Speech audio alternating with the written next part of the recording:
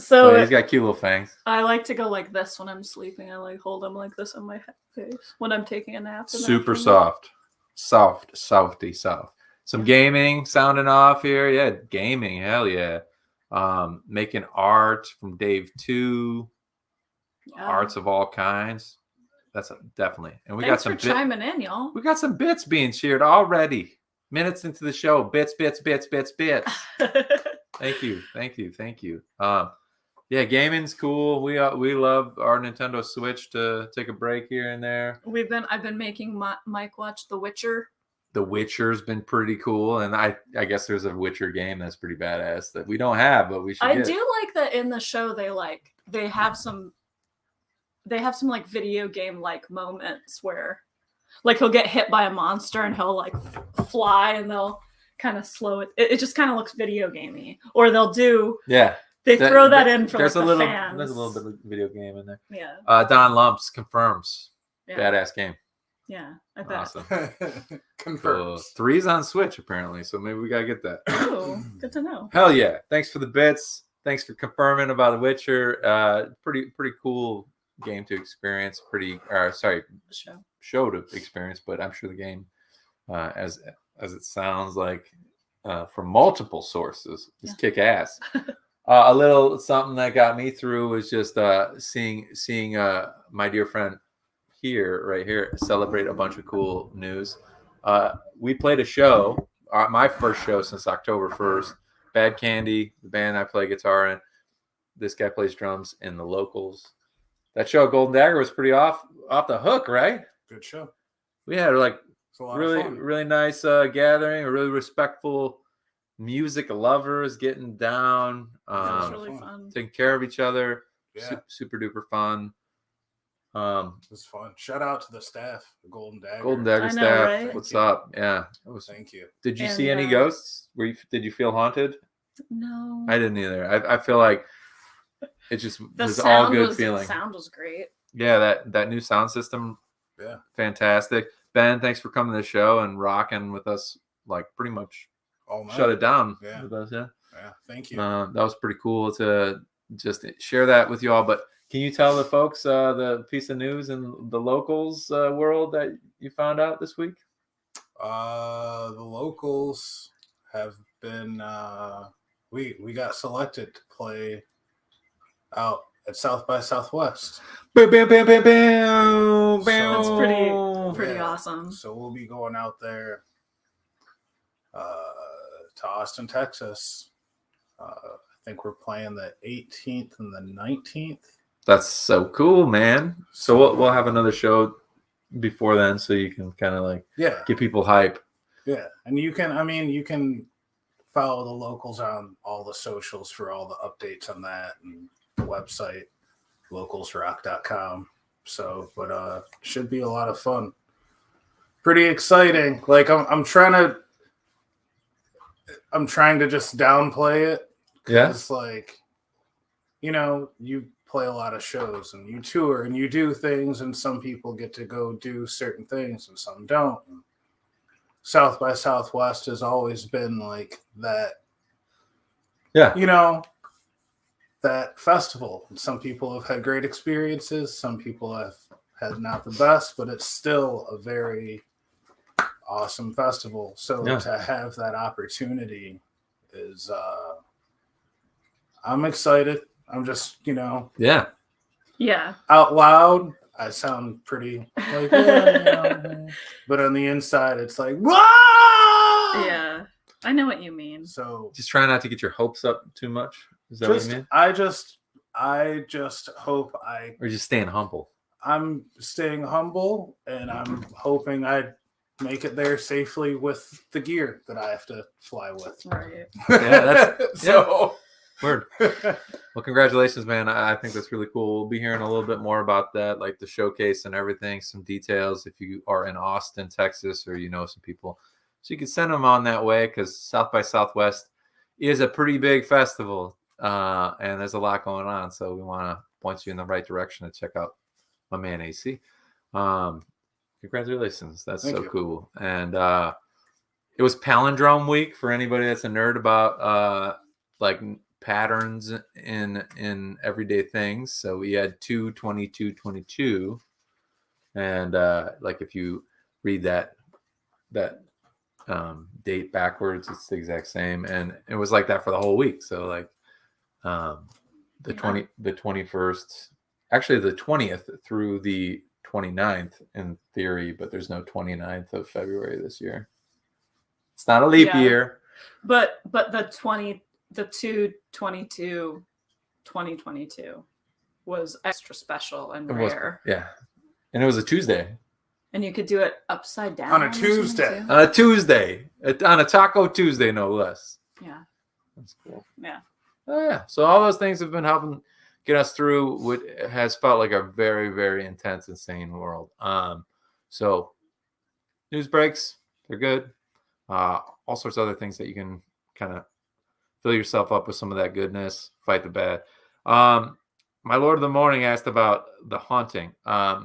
In our last episode, we talked a little bit about the building that was the tonic room and is now the Golden Dagger, and just the history there. And it just comes up on a lot of the Chicago's most haunted kind of lists and stuff like that. So it's kind of a fun little rabbit hole on the internet to go down if you like. Yeah, it's gonna be pretty amazing. Pretty amazing. Let's see here. I got some special stickers in the mail that I've been waiting for a long time from a special artist that I really like. Street artist, does a lot of paste ups, but has definitely gotten into gallery work and stuff like that too. Morley is in LA. But yeah, Dan, if you don't mind pulling up that little video of those stickers I received, because it'll just be a better way for you all to experience the joy that I've felt kind of receiving these in the mail. So Dan, you got that video of the Morley stickers handy? Let's see.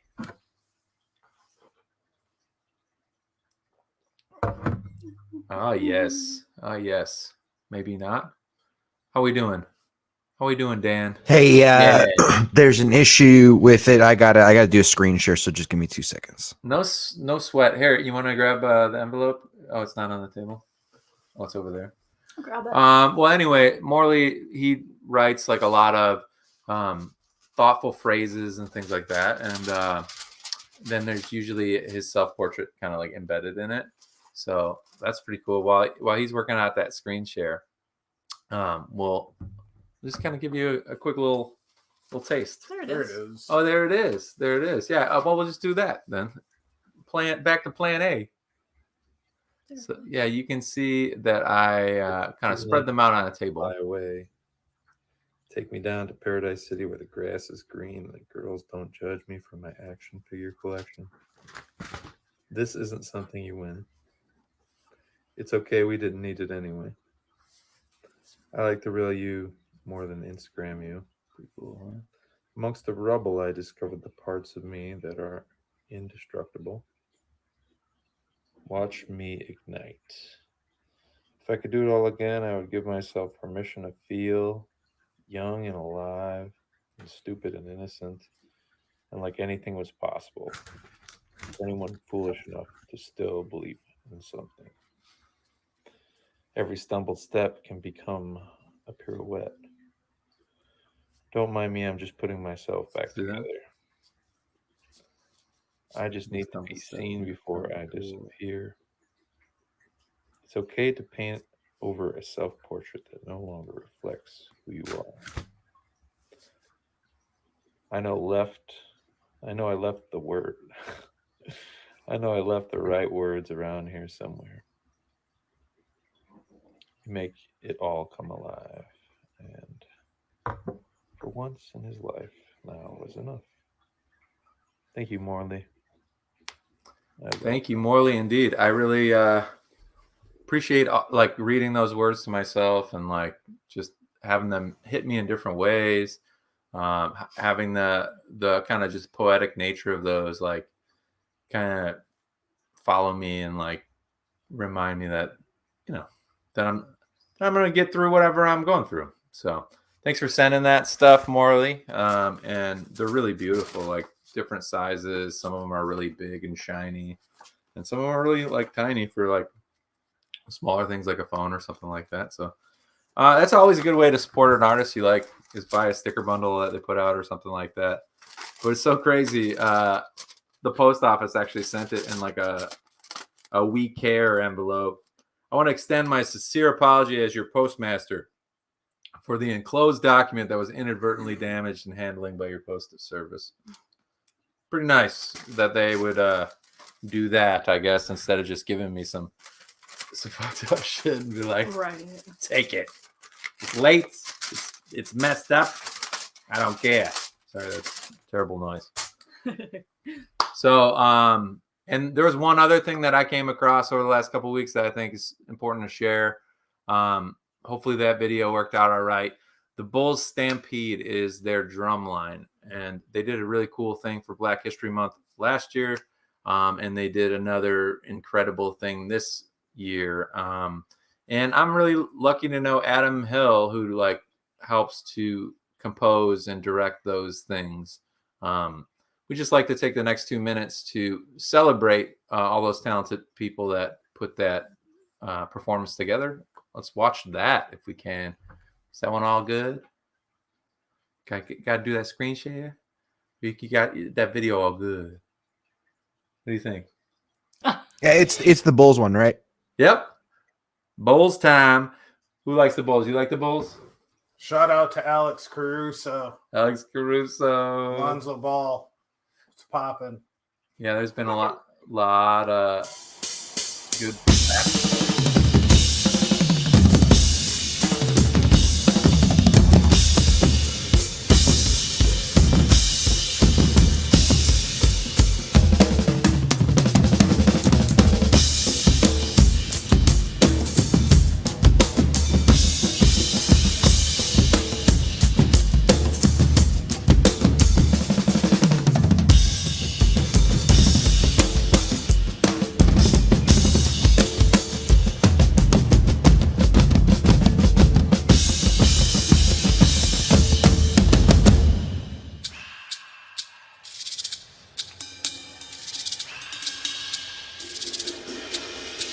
Black history is American history, so we celebrate 365. Every day is the anniversary of ancestral achievements when they were alive, and every day is the birthday of future history makers added to the archive. For Black History Month, pass the message, pass conversations. As when they ride, we can't just park it in Rosa Parks or park it in slave ships where they embark. Don't depart from Martin Polk's after February, March. Black history lessons into mid-March. Can't just sink our teeth into Juneteenth and say peace until January when it restarts. Black history is American history. Stars, stripes, ramparts include our part. So free up your mind. We, the people, remind that as real as my voice poetically intertwines with this drum line, our DNA is in the timeline. And the fact that we're all equal under one sun should be top of mind. Black college-age students founded the Divine Nine. 100 years later to see the whole vision of young minds step up and shine during this halftime show.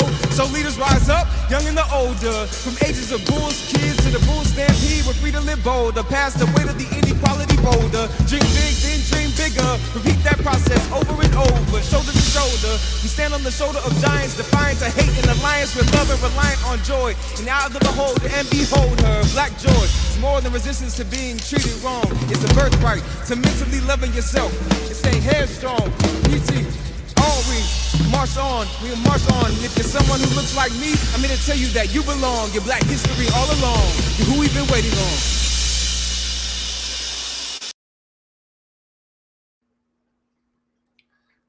There's some bits cheering for that. So awesome. Really cool. Adam Hill, you've outdone yourself. You got a talented group of people. And that young MC, man, look him up. Because if you go and search the Bulls Stampede stuff, Christian's fantastic, Chicago person. And just, yeah, support him however you can. And continue to utilize the internet as a positive outlet too, so you can like look up stuff that like makes you happy. I know there's been a couple times where we've just been kicking it and you've shown me tons of like drum corps videos and stuff that have blown my mind. Dude, is that like a go-to for you as far as like, Sure. I just need like a little pick me up, I'm gonna watch one of my favorite Sure. drum corps videos? Absolutely. What's your favorite drum corps? Madison Scouts out of Madison, Wisconsin. Oh, cool. I don't know if they're they've got to be still active, but they were good. There was one that was here from actually Rockford, Illinois, that was huge, and they were called Phantom Regiment, Yeah. and they were huge. Yeah. They like always were like in the top in the DCI or Drum Corps International finals. They were amazing. And drum corps is different than marching bands and stuff like that, right? Yeah, drum corps is different. So the difference between drum and bugle corps and your traditional marching band for like high school or college is that there are no woodwind instruments. So there's no flute, there's no saxophone, there's no bassoon. It's pretty much all brass, percussion, and visual effects with what you have with the color guard. Hell yeah, that's badass. The color guards, the flags and stuff, like Flags. spin around, like just a visual musical element almost. Flags, rifles, interpretive dancing. The synchronization and the organization that goes into a performance, like the Bulls one with the Stampede, but also in any of those larger drum and bugle corps performances that you've shown me, just fascinating and amazing and inspirational. So if you're like looking for something different on YouTube or whatever, sometime just as a pick me up, just YouTube some drum corps stuff or drum and bugle corps stuff, or even just Bulls Stampede drumline performances, because they've done a ton of halftime shows that are just super entertaining and really, really like just a great display of musicianship. So that's tight. That's tight. Cool. Well, as you saw just now, this guy knows a lot about a bunch of different music. And so we're going to get a little taste of that on today's show. Theory and Beats is launching. I can't talk. Theory and Beats. You're so excited about it. I know. Is launching a series of segments exploring the elements of hip hop. Thanks, Stacey. And I'm not going to say too much more about that because he does a great job of describing it in the segment coming up next. But I just want to give you a general overview of what's coming on the show, too. You're going to have Erin D reminding us nature is amazing, and so are you. So that's going to be cool. You excited? What are you going to talk about? I'm going to talk about succulents. Succulents. All right. Suffering succotash. Yeah. Okay, cool. And of course, our musical guests, Jax and Adams, are going to be on later in the show for an interview. And we'll be talking about just how they use music to express themselves, to feel good, to share those feelings, and their music video that's been out for a little bit, but still pretty fresh. So, Pretty fun. Yeah, it's going to be a fun show. I'm glad you're all here. Keep cheering, keep sounding off in the chat. And at this moment in the show, before we get into this Theory and Beats segment, I want you all just take a minute to share the stream on your Facebook, or make a little note on your Instagram stories or stuff. Just send them our way. Let's get it together. Let's have a party. Sound good? Yeah. Sound good? Yeah. Party. I like to party. Because the next little bit, I think, is super informative, and it's a lot of stuff that you might not know. And I just want to invite all you to gather around for this very special part 1 of 5 Theory and Beats. You all ready? You want to say anything else about it, or you want to let the segment do the talking? No, I mean, just let the segment do the talking. Feel free to chat with us during the segment if there's something you want to ask, or whatever, something you want to share. I just hope you enjoy it. Hell yeah. Well, Dan, if you can cue up that Theory and Beats, let's do this. Let's get on with the show. Yeah.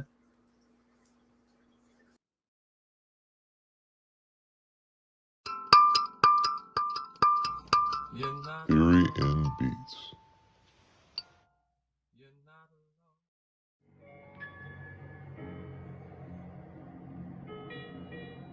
I don't know why that's going off. It shouldn't What be. you playing?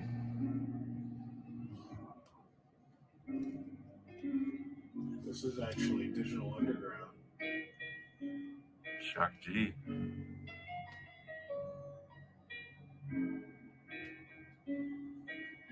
Classic record.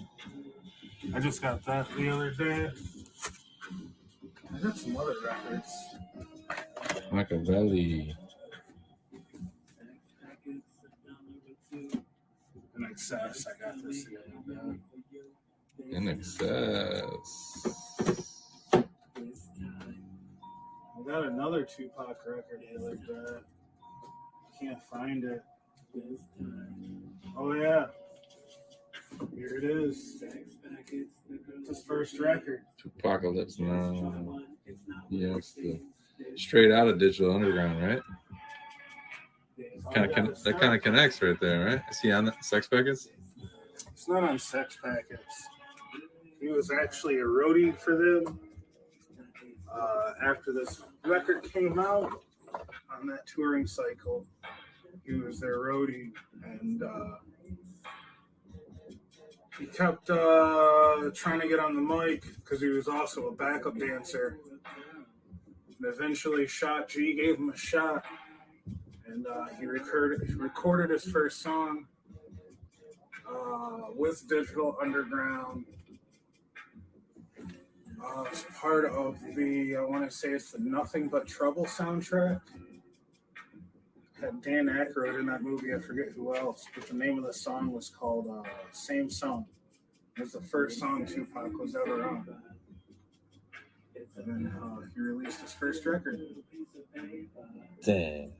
Watch, cause my name is Shock, I like to rock and you can't stop this. Tupac, go ahead and rock this. Now I clown around when I hang around with the underground. Girls used to frown, say I'm down when I come around. Gas me, and when they pass me, they used to diss me, harass me. But now they ask me if they can kiss me. Get some fame, people change, wanna live their life high. Same song can't go wrong if I play the nice guy. Claiming fame must have changed now that we became strong. I remain still the same, cause it's the same song.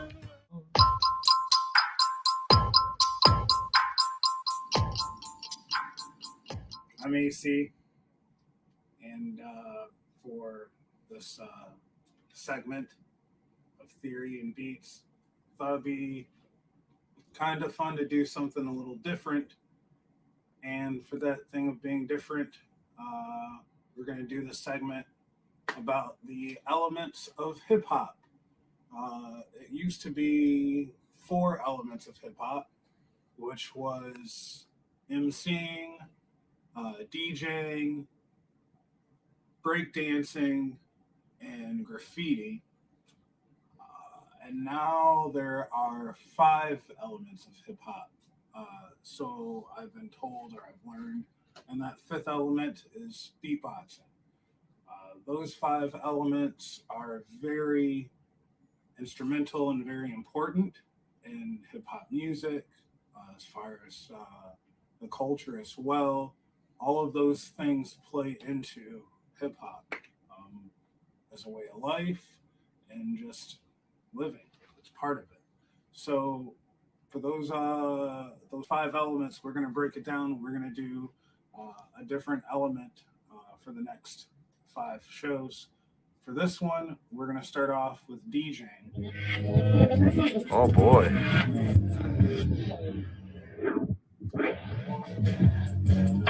We're going to do some scratching and listen to music and just DJ stuff.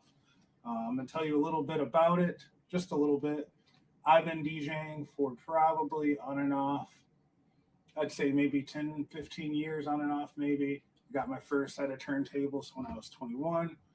They are still the same turntables that I use today. They are the Technics 1200s, pretty much the standard for turntablism, spinning DJs, whether you're in a club or what have you. That's pretty much the standard. You can definitely get other kinds of turntables, but if you ask anybody, Technics 1200s, that's it. So I've had mine since I was 21 and just kind of just picked it up along the way. I never had lessons on how to be a DJ or spin records. I just kind of watched people at house parties or radio stations back in the day, because back in the day, radio stations actually did spin vinyl when they were, playing music. I just kind of watched people and just practiced on my own. And it's like anything, if you put in the work and the practice, you can do it. And that's just what I did. Yeah, that shit is pretty amazing. Fuck, man.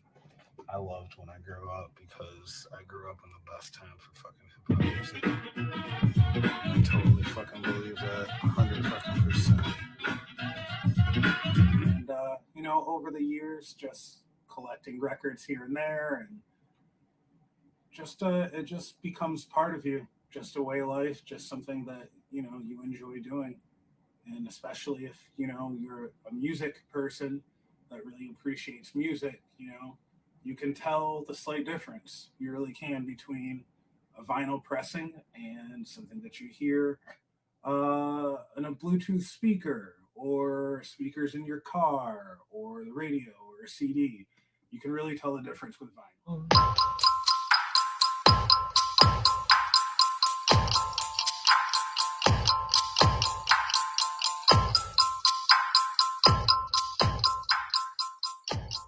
As far as like pioneer DJs that I feel like everyone should definitely know about, that definitely paved the way for other DJs, would be like DJ Red Alert, Kid Capri, Grandmaster Flash, Africa Bambaataa, Cool Hurt. If I didn't say that already, those were like some of the first like real DJs that were like getting it popping in New York, like the Bronx.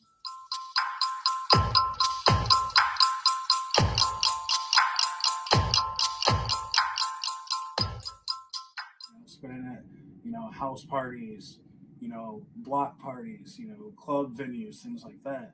Those were the guys that really brought it to the mainstream, if you will, that influenced a whole nother group of DJs that came up. You had DJ Scratch from the legendary EPMD.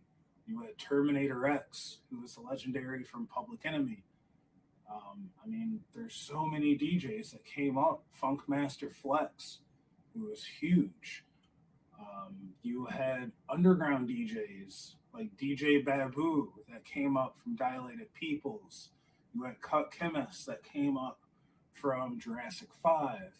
You had Scratch Bastard, who was an underground DJ who came up through the Scribble Jam era.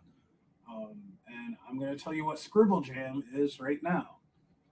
Scribble Jam, I'm not sure if it's still going on anymore, but back in the day, Scribble Jam was pretty much almost like a competition, if you will, of Olympics. all the four elements of hip hop. So, with that being said, you had all these people coming from across the world, the U.S., overseas, to come to this convention, if you will, almost, of hip hop elements. That was, like a contest, a competition. And you had DJs battling each other. You had MCs battling each other. You had, artists doing graffiti. They would bring in these slabs of wood and whatnot, and people would just go to town. You had these crazy b-boy crews that were just doing the most insane routines and backspins that just crazy, just unbelievable, Pretty much the way that Eminem was really discovered, if you will, was through Scribble Jam. He battled this dude, if I'm not mistaken, Juice from Chicago. Juice is one of the best underground freestyle MCs on the planet. Out cold, dude could crush anybody. Excuse me. And Eminem and him battled. I want to believe he lost in the final at Scribble Jam, and Eminem was bouncing, walked away, and somebody was like, "Hey man, like I thought you were dope. Can I get a tape?" And Eminem just, threw it to him, like he had just lost Scribble Jam and just threw his tape.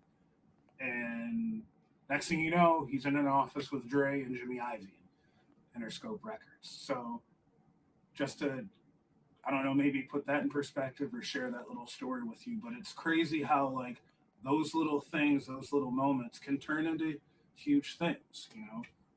A lot of artists got some pretty good notoriety out of Scribble Jam. Supernatural was also one of them. He was a great MC, super talented.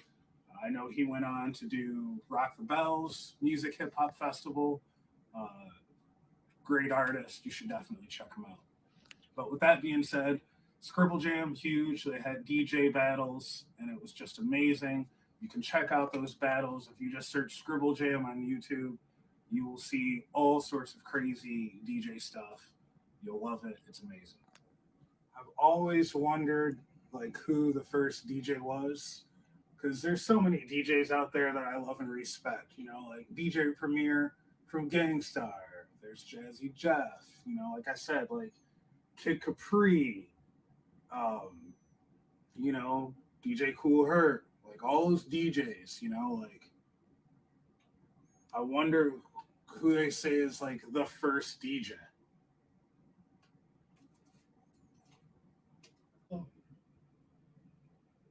There. I love that. So, out of the Bronx. We got. I said it, and how many times did I say DJ Kool Herc? Said it plenty of times. Oh yeah. Look at that. Let's look at some images. Oh yeah. And if and people, this is a picture I really want people to like really look at right here. If you look at this, and I'm not knocking DJs out there right now today, but if you look at this, Yeah, I'm zoomed all the way. 2 turntables and a mixer. That's it. That's how I came up spinning records. That's how all my favorite DJs came up spinning records. You didn't have a laptop with your with your turntables and your mixer. You didn't have like these like CDJs or whatever or Seratos, you know, and like computers to like help you like match up your music or your beats. Like this was it. Like, and this is like the true art form of, Hell yeah. of hip hop and spinning music, being a DJ. Like, it's a true art form. And that's what a lot of people don't understand. If you ever see a DJ that gets mad, you know, it's probably maybe because they spin vinyl, you know, and then you see these other people that like have never spun vinyl a day in their life, but are messing around with these like electronic decks, you know what I mean? And like don't truthfully understand or appreciate the true art form or the culture of what it is, you know? And that's a thing. Cool. But DJs are very, very, they're instrumental, you know?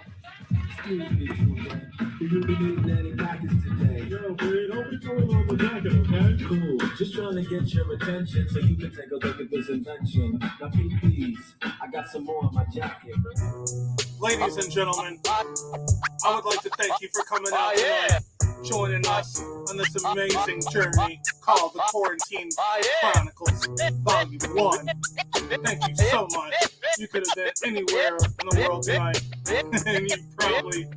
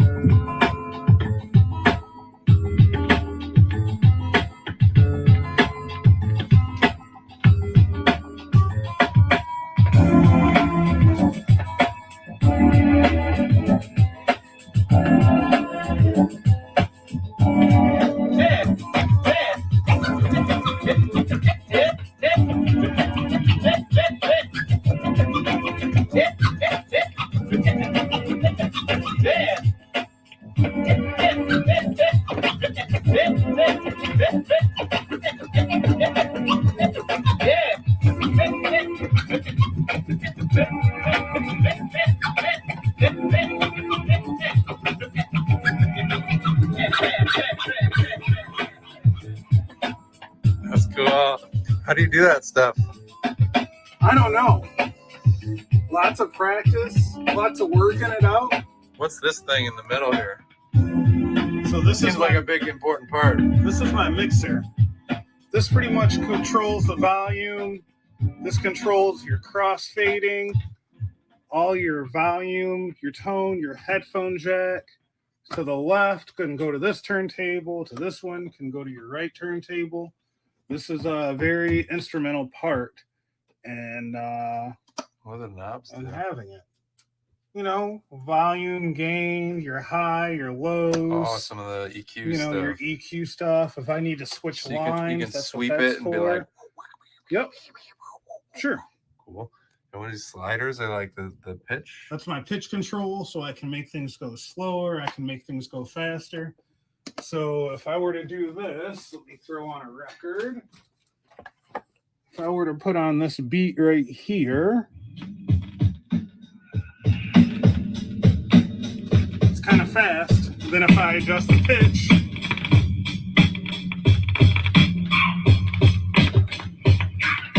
Brings it down, huh? And here's a little trick. If you listen to almost any old school hip hop record, chances are you're always, maybe not always, but you're going to hear a little.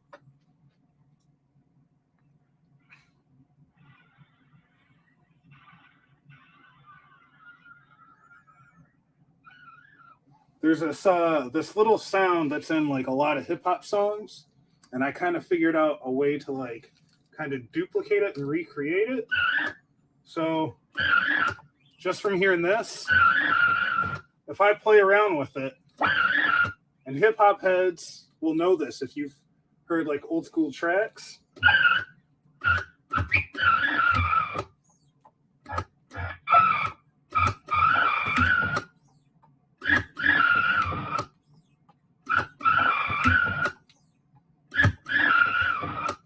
Now, if I put that to a beat, Battle axe. Cool. So these are special battle beats. yeah. So does that mean they're like just drums? Yep. Lots of them are just drums. So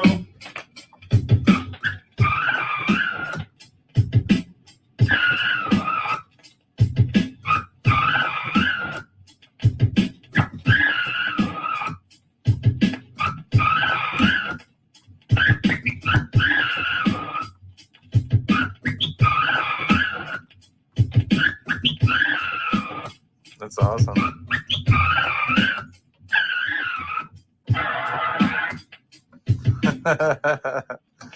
Is that why people used to like put like marks on their shit so they can like know where to? yeah, like Where to nail it. sometimes DJs will do that, so that way they can like, you know, they know where like, you know, their next, you know, scratch is going to be, or you know, they know where their spots are queued up on their records. You know, lots of battle DJs do that.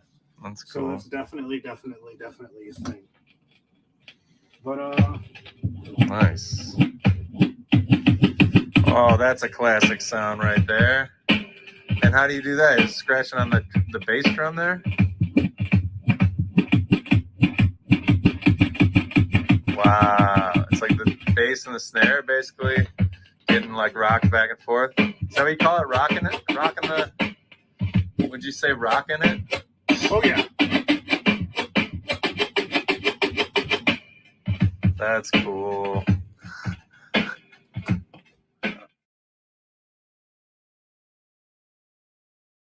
Oh man, that's a good question. You could ask him. Yeah. What? Ask him. I just feel like it's like somebody who doesn't know anything about DJing. Ask him. How do you not scratch your records? Truthfully, to this day, I still don't know. Yeah. The only thing that I can truly think of is, I mean, of course, like taking care of them, like when you're not using them. Sure. But definitely, like there's definitely certain needles, like special cartridges and styluses. Yeah. So like for this, like I can do that. Like I can mess around with them, and it's not going to damage the record as much because those needles they're kind of made for that like wear and tear for the groove on the vinyl. Yeah. Mhm. But if I were to do that on like, you know, just like a home turntable, you know, or needles that aren't made for necessarily for that kind of stuff. Yeah, Um, that makes yeah, sense. you- And you're not like moving the needle yeah, this yeah, way. yeah, not moving the needle. Yeah. So definitely that's Stays in the groove with your technique being good. Mhm. oh, it's okay. With your technique being smooth, it stays in the groove. It That's stays awesome. in the groove. I got nothing to lose. Get up on these decks, pick a song to choose. Oh boy, I do love being around when you explain that stuff, and I'm like a little kid. I'll ask you a million questions. Thanks for being patient with me. Yeah, it was a lot of fun. Yeah, and I can't wait for part 2. Yeah. MCs, boy, that's like we're gonna try and break that down into some simple stuff like you did with DJing. That's a hard thing to do, to take like a whole piece of the culture and be like, hey, here, let's talk about it in 20 minutes, you know. Yeah. But I think you've demonstrated some really cool stuff and some great connections. Thank you. I recommend everybody like go check out what they can. Definitely do your learning. There's tons of great research out there. Tons of great shows. Even Netflix had the Evolution of Hip Hop. That was a really great breakdown and actually talking to some of those pioneers. So anyway, did you want to clarify any? I did. When I was talking about, I had brought up Scribble Jam and Scribble Eminem. Jam 97. and Eminem. And it was like, now don't get me wrong, Scribble Jam was definitely huge. And Eminem, I do know he was definitely a part of that. But I think what actually happened with the passing of his demo tape and how it got to the hands of Jimmy Iovine and Dre is I don't think that was at Scribble Jam. I actually think that was at the Rap Olympics. And the Rap Olympics was a huge thing back in the day. 2 months later. Where it was like a competition. Look, Rap Olympics. They have people It battling. just happened to it be in out, Los you Angeles know? instead of Cincinnati, right? Yeah. Scribble Jam was in Cincinnati. It looked like from Yeah. what I looked it up after you Yep, told me all that stuff. I was like, woo! just like different. So much locations. info. But I think that the Rap Olympics is what got that tape. He lost to somebody else there. He lost. He came in second to Yep. I don't fucking know. I don't remember in Rap Olympics, but Supernatural, maybe. I don't know if it was Supernatural, but I read a lot of stuff. But I the other day. I do remember him coming in second. So I do believe it was Rap Olympics, not Scribble Jam. My bad, forgive me. It might be debatable. The thing about a lot of the historical components of hip hop culture is there are like these like points of contention. Like, is it DJ Kool Herc that did the first party? Was it somebody else? You know, Sure. and whatever. It doesn't matter. You guys just like learn about that shit, and they're all awesome. Yeah. So, And if you want to see kind of a cool movie, an old school movie about kind of like hip hop DJing, check out the movie Juice. Juice. It was like Tupac's first movie. It had Tupac in it. It had Omar Epps in it. Samuel L. Jackson was in it. And then there's a whole cameo of like old school hip hop artists. Naughty by Nature made a cameo in it. Tretch, which they had a lead single from the soundtrack to the movie called Uptown Anthem. Latifah was in the movie. So many like old school hip hop cameos, like the old school like hip hop DJs. Like there's a good chance that people out there might not know Queen Latifah was one of the baddest in the early days. She was like Queen Latifah was probably, without a shadow of a doubt, definitely like one of the leading, ladies in hip hop when it came out. She did not give a in the fuck. 80s. She was you had Queen Latifah, you had Moni Love, you had these like amazing women in hip hop. You know, Queen Latifah, ladies first. That was her whole thing. You know, she was part of the Native Tongues, Tribe Called Quest, Leaders of the New School, De La. You know, she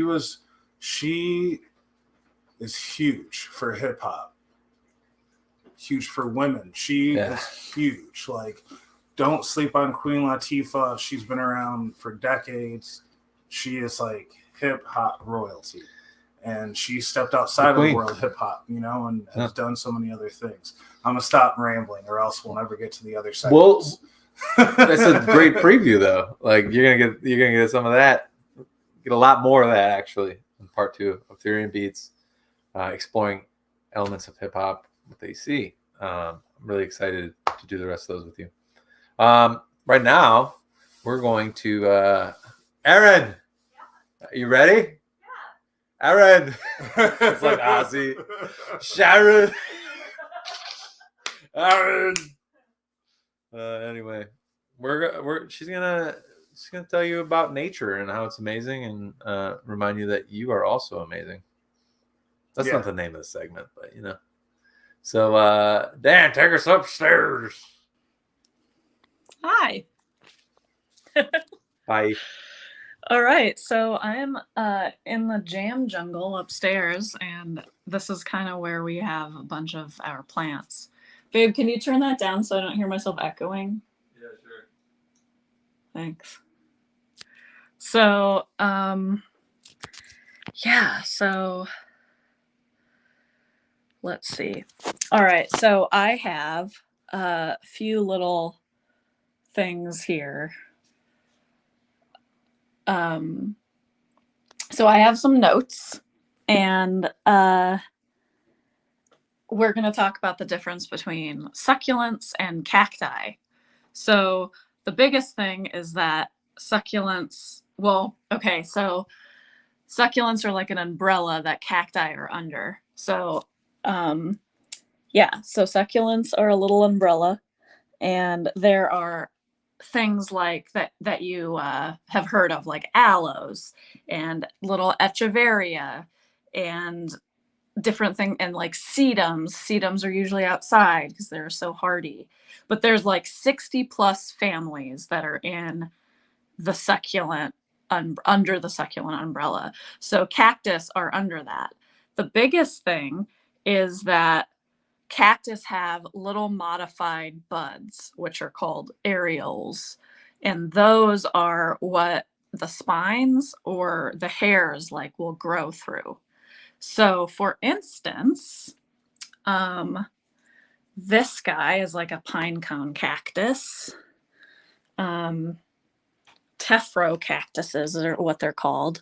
So you can see on here that we have the little areoles, and that's where the tiny spines will come through. Pine cone cactuses don't have big ones, but or like almost any that you can even see. But that's what they are. And that one actually had leaves come out of it. There were leaves that grew out of it, and it was the weirdest thing. So so then here's another one. This is like a brain cactus. You can see that one. And then this is an opuntia, I guess. They're like the rabbit ear cactuses. And this one it has scarring because it had some fall off of it. But that one you can see has those little areoles with the little spines coming out. And then this one is a Rojo Sirius cactus, and it also has all of that.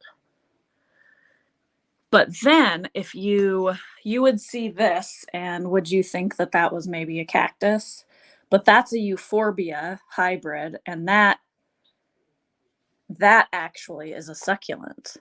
So that's not in the cactus family, but it definitely kind of seems like it would be.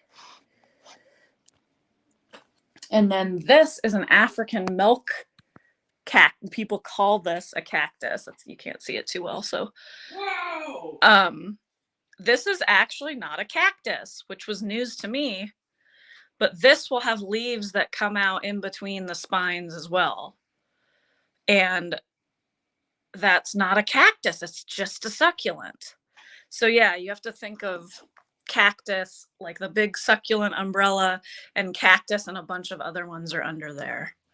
So yeah, so I'll show you a few other ones. So in the winter, I have this humidifier now, and I have like all my ones that are usually outside that love the outside. I have them under all my grow lights. So we have this grow light and this grow light. So under here we have cactus, another cactus. And then this is a Hyworthia, which is a succulent, also a different type of Hyworthia. And then this is a thing I would think was a cactus, but it's a Euphorbia succulent. So basically a succulent is anything that stores water in its leaves, stems, or roots. So you usually see the ones that are like this, that have like the real, yeah, we have all of our little guys in there. You usually see ones like this that are definitely a succulent, that they have their little succulent plump leaves. Same with this guy and this guy. So they're all really leggy because they're getting through the winter. But this is another succulent. It's a tongue plant because it looks like it's a tongue. It's super weird. Oh.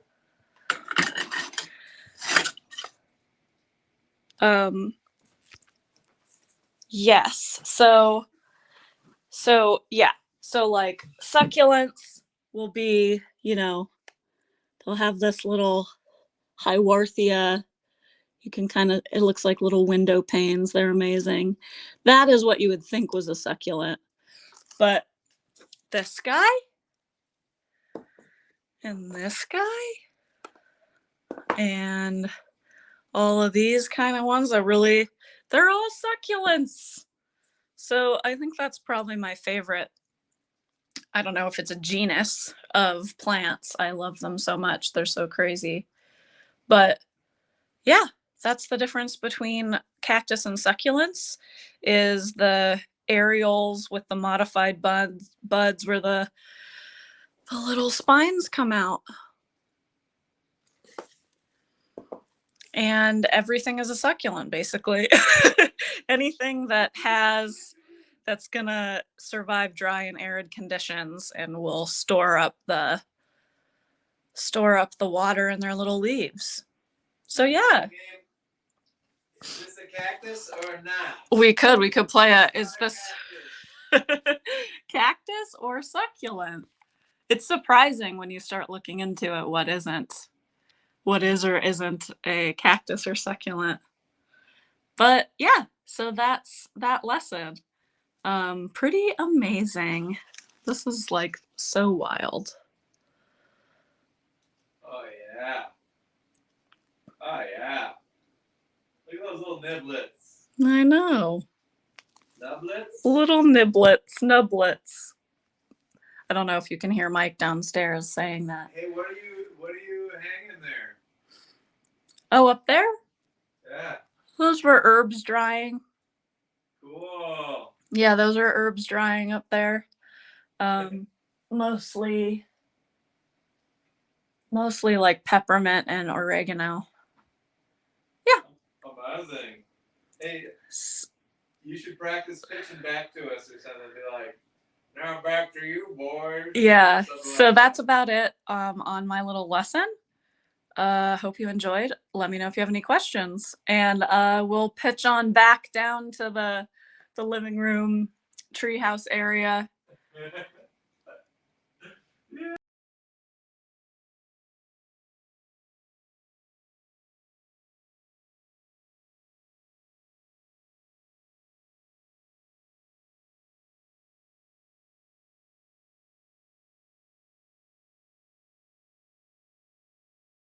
Hey, Mike, your mic is muted.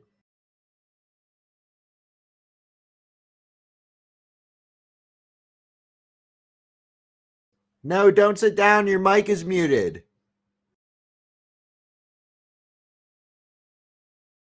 Here we are. I'm back. We're back. We're back. Sorry about the muting. I That was got some muting that we just did. a spine in my fingy. I'm terribly sorry you got a spine. I was gonna yell, be careful. Be careful. Let's see, let's put that. Where should we put that? So it's there. About yay. Yeah. There. He's That's not funny. bad. I hope he gets his leaves back. That'll be cool. He's I got a think little it's 'cause ET in it in his pouch. Yep. Little ET figurine. Yeah, we like ET. putting our figures in. I don't know. I think it's because it's winter that it doesn't have its leaves. But That's cool. I really I didn't know that. It's kind of the rectangle square thing. Rectangle square. exactly. Yeah, it's like you got to categorize them appropriately, and cactus is more specific than succulent. Right. And under that you have like all of those other succulents that Hyworthia and sedum and Hyworthia? Mammillaria or something. There's all these other family names. Those are fun names. Those are a lot of names. A lot of new ways to put letters together, right? Aloe, jade. Aloe and jade. Yeah, like you know what aloe and jade are probably know because what aloe you see is? them. What jade is? Those are under the succulents. Well, I'll be damned. There you go.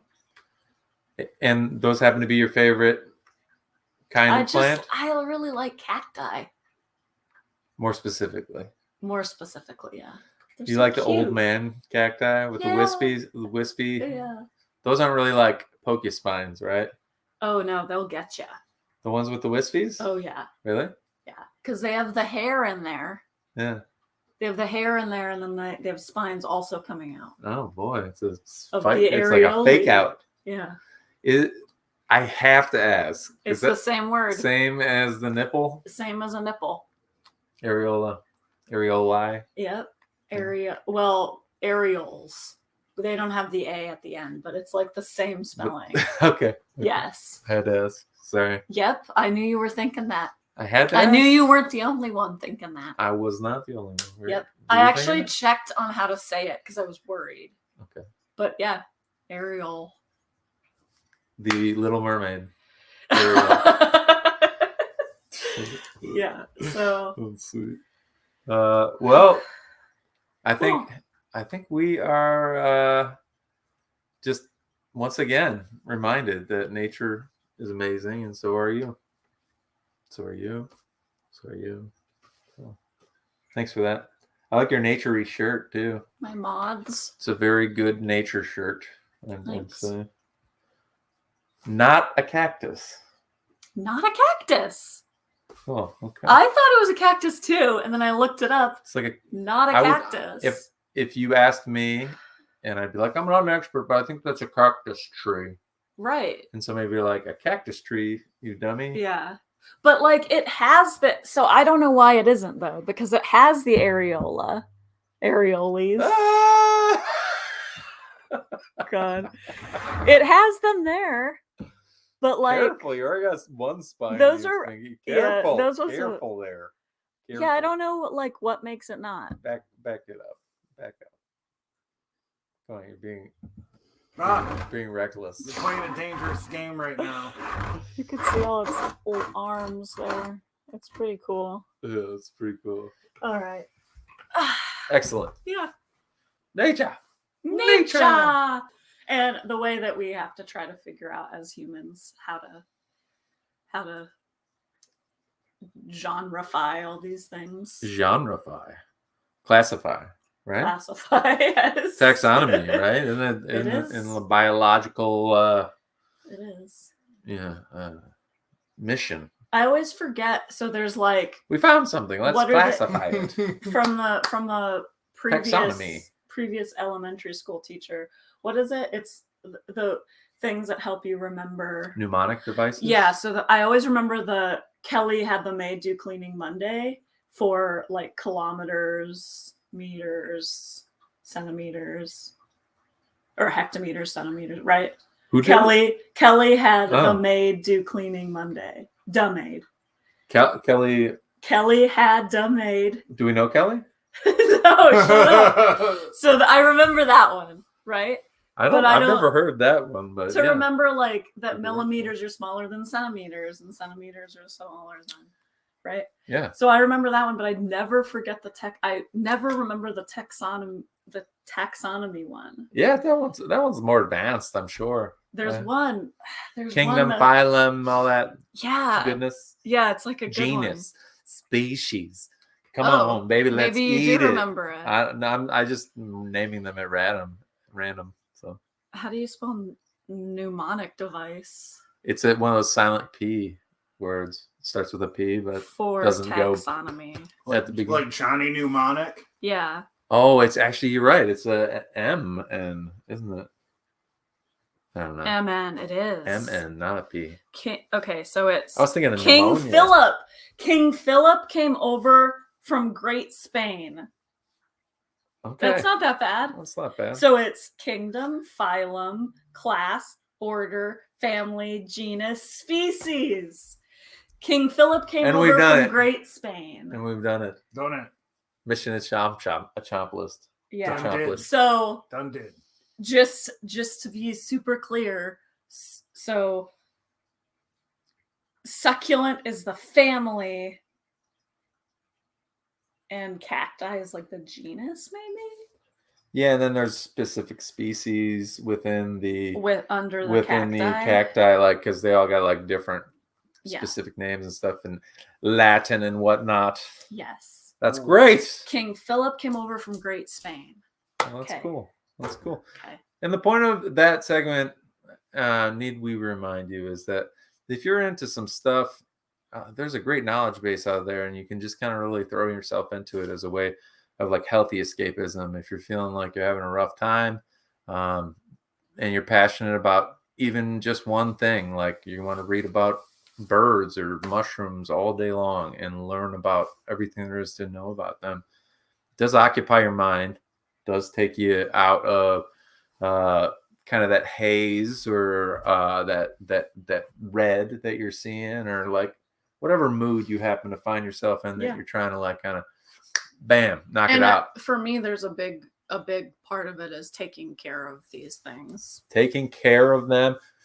Can I tell you my and my like favorite thing? seeing them grow and change. Yes. My favorite thing to well, not aside from that, you taking care of them and watching the joy that you get out of them. I like that succulents, well, certain succulents, you can like pop off a little lobe Oh my gosh, yes. and fucking plant it in some little sandy soil, Yeah. little tiny little guy in a I little was tiny little gonna- pot, I and you was give it to a gonna little show- friend, Yeah. Yeah. and you make their day, and then they got something they can take care of, and you know if it doesn't work out, it's just give another one. Yeah. It's kind of like the spider plant or the Totally. what's the pilea? Mhm. Is that right? Pilea? Pilea.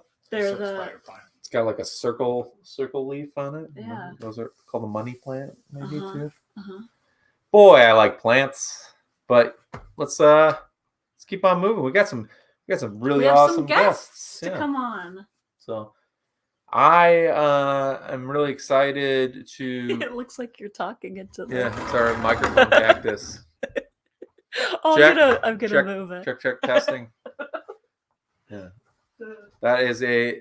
That's also a blue microphone. It's a new cactus model. Oh, Cactus not a model. cactus. Not a cactus Not a model. cactus, Not a succulent. cactus.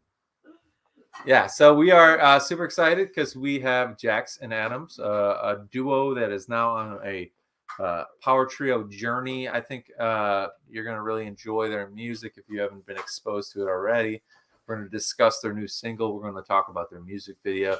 If you like puppets, spoiler alert, there are some cool puppets in the video, and just something to make you smile. So I know that on their Instagram, they list themselves as coffee enthusiasts, and they are mental health advocates. They want to talk about this conversation too. They want to make sure that people know that they're not alone and that it's okay to talk about these things and bring each other together as a community, a stronger community, as we normalize how we talk about community health.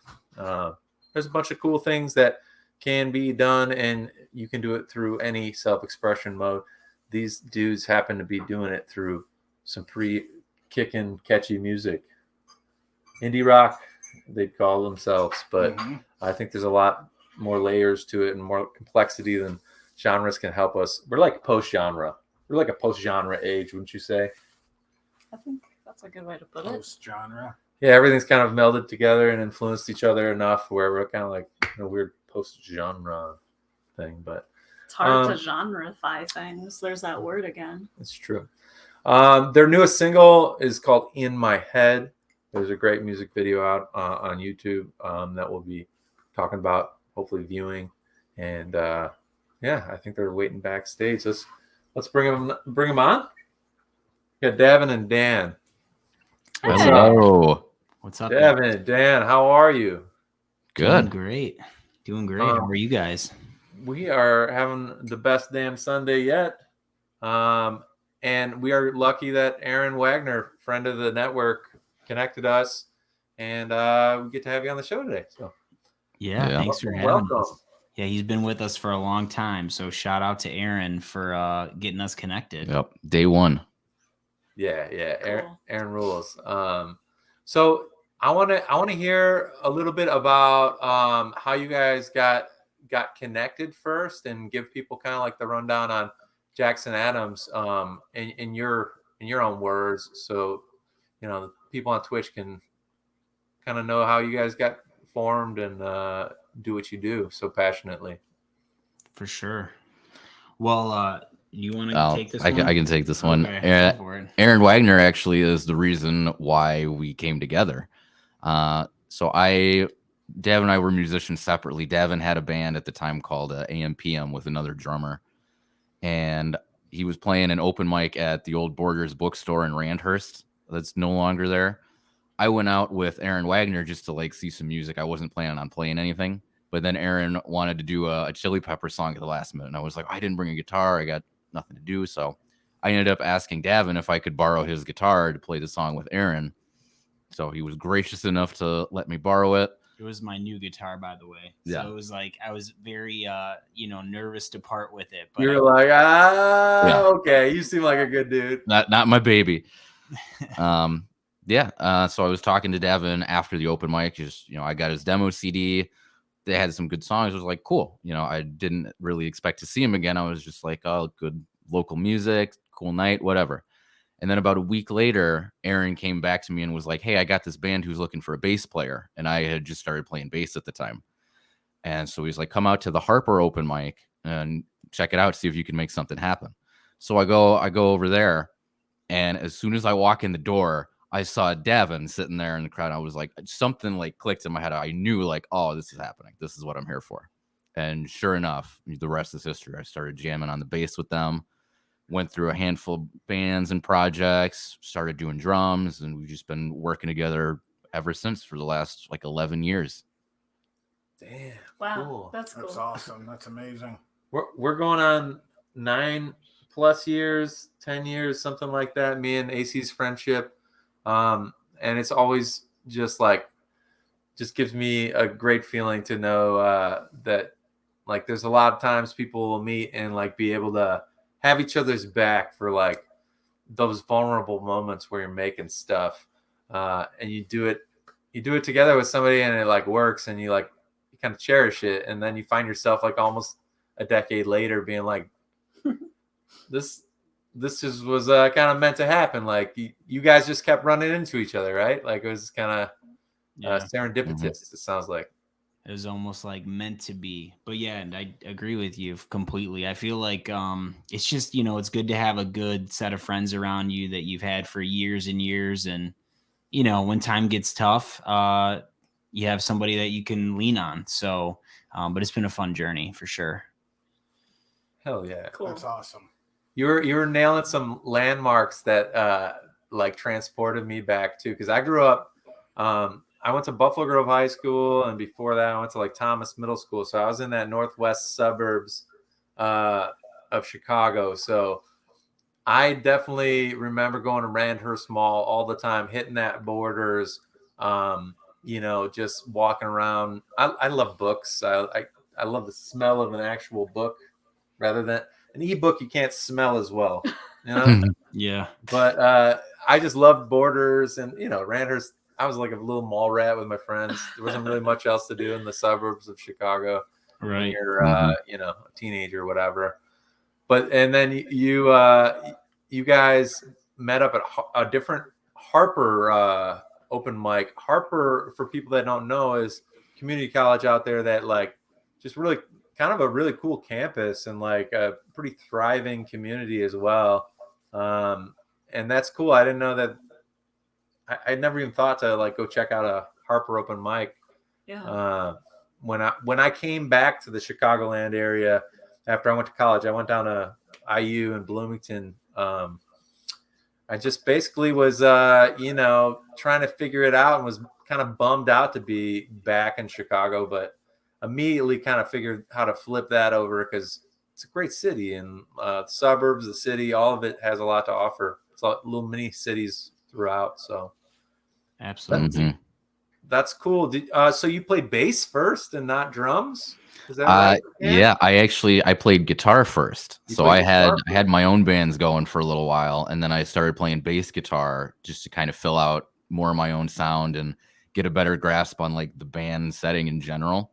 And it was shortly after I started playing bass that I realized there were a lot more job opportunities for a good bass player than a guitar player because everybody plays guitar, Nice. So I was able to kind of carve out a space for myself. And like I said, like almost immediately I met Davin. I partially learned to play bass on the job, basically just working with him and his drummer at the time, and kind of formed all of my sensibilities as we were making music together. So and kind of cool. as fate would have it, I remember, like, as you've been telling the story, with my drummer that I was with at the time, we were just trying to find a bass player because, like, growing up and playing music, we were in the local scene at that time in high school, but at the same time, we weren't always like going out to parties and stuff. So we were like just hanging out with each other and just playing music all the time, like just getting together, jamming, working on stuff. That was like where we, had fun. And so I was like, man, we need to start getting out there and networking with more bands so that we can try to find a bass player. Like there's got to be somebody out there. So, and then Aaron, at the time, I just had met him a couple, it might've been just a few months prior. And if you know Aaron, great connector, and he knew about this open mic. And I was like telling the drummer at the time, I'm going to go to the open mic, play, see who's out there, meet some people, and maybe we'll come across someone. And it just so happened that, at that open mic that I met, Dan and I got connected, and then the rest was history. So yeah. Wicked. And Davin, you've been writing songs for how long, man? Probably over 15 years now. That was never really the intention to write. I always like secretly growing up, I think, my dad got me into playing guitar, and, I played classical guitar first. And then I, as a lot of us, as we're getting older into our teenage years, wanted to play more rock music. My friend bought me a 3 Doors Down album from like way back for my birthday present, like their first, if you know that one, like their first big album that came out. And I love that. So I kept listening to that. And then I kind of secretly always wanted to sing, but at that age, I don't know if it wasn't cool or if I, didn't want to like put myself out there like that. So we ended up, I was in a band at the time and we didn't have a singer. So I was kind of like, if no one wants to sing, I guess I'll sing, but secretly I always wanted to. And then, wrote my first song when I was 13. So that's kind of, the rest was, continued to expand in that area. But do you remember your first song? I do. It was called Valentine is what it was called. Nice. Yeah, nice. It was my buddy. For the love song. It was a love song for my buddy. He was looking for, like, there was a girl he was interested in. He was the drummer in the band. And nice.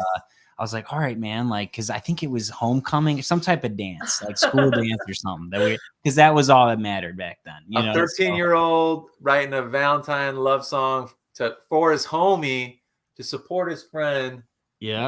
That's a good wingman. Yeah. Love it. Yeah. That's a good That's 13-year-old true wingman. love. Yeah, that's awesome, man. And Dan, do you have a similar like history of writing songs from a young age? Like, how about you? I was never really a big writer. I always wanted to write. I started writing songs when I started playing guitar, like a year after I started playing. So I was 14 when I started playing guitar, and I probably started writing at like 15. Nothing very good, you know. It's like anything else. You just keep practicing, and you get better and better. And you know, I got a handful of songs that I've written now that I think are decent, you know, but I just kind of. They're good. They're good Oh, songs. thank you. They're really good songs. Just being They're- honest. Yeah, I mean, like I said, Supportive. you get better and better the more you do it. But you know, I always wanted to play. Like my biggest thing was just getting in and like performing and playing. And I always kind of operated best as like the support in a group. Like if Davin was writing or whoever else in the band was like writing, I would come in and I kind of have these ideas of like, well, what if we try this, or if we put this behind it? Like I was a lot better at taking something that was already there and kind of elevating it or adapting it as opposed to starting it from scratch, you know? Yeah. So And I kind of developed a different skill set in that way. But I think that's like one of the most underrated things as a musician, you know, that you could, as you're going through that writing process. Because Mike, you're in a band too, right? And you just released a new album. Oh, both you guys are in a band. So I am in a band, and we've got new music like right on the horizon. I'm in 2 bands. This guy's in a band as well. So yeah, there's like a lot of music out there that we've recorded and worked on together and in different collaborations. It's really like something. You're absolutely right. With reps, you kind of feel more confidence.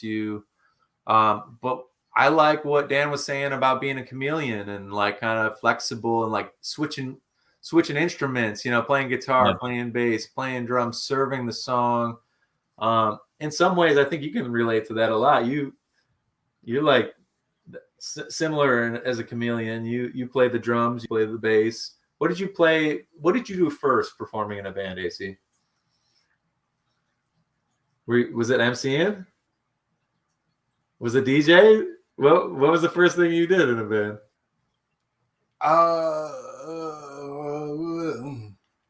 was an MC. I was an MC. You were an MC first? I was an MC and a drummer. Oh, drummer before bassist. And then when that band broke up, I freaked out and I didn't know what to do. And I thought, okay, what's gonna get me on stage quickest? Cool. You're a better drummer than anything. Go start a new band. And I started another band. Nice. Yeah. And I met you, and you were a bass player in the band that I joined. Yeah. And we went out on tour, and it was like only later did I find out that drums was like actually the first instrument you played. And that was kind of mind-boggling. And then I learned that you were a DJ and all that stuff too later. So it goes to show you it takes all kinds. It takes the person writing a love song for their buddy when they're 13 on guitar, singing, maybe not sure of that voice yet, but like still got that part locked down. And then the other people coming in and providing all this texture and support. And you can kind of see it in your relationship too, like that you guys support each other like emotionally as well. So I've got a question for everybody, because you're a dabbler as well. You've picked up an instrument or two.